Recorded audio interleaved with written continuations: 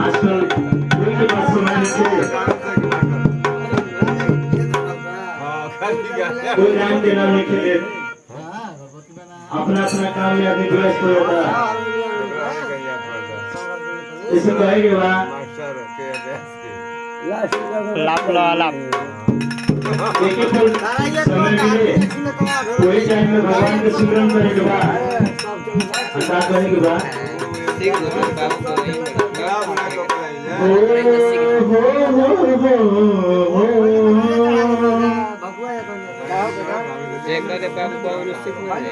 राधे राधे राधे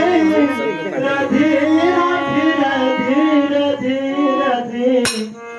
राधे जपन राधे राधे राधे राधे राधे राधे राधे राधे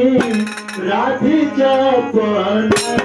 राधे राधे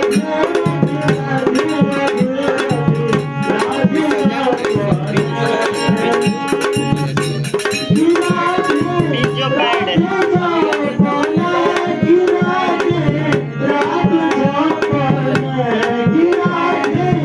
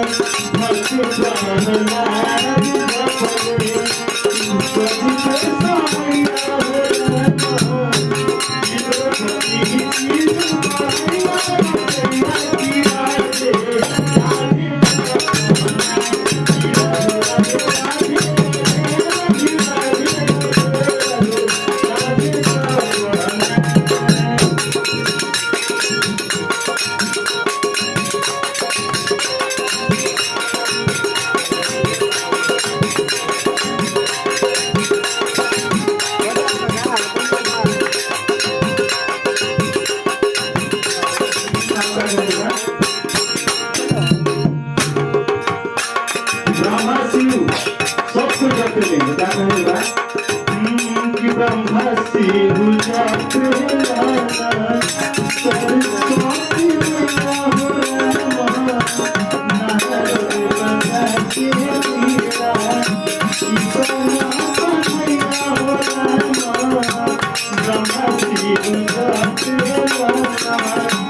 नारद बनाते मीरा ब्रह्मा शिव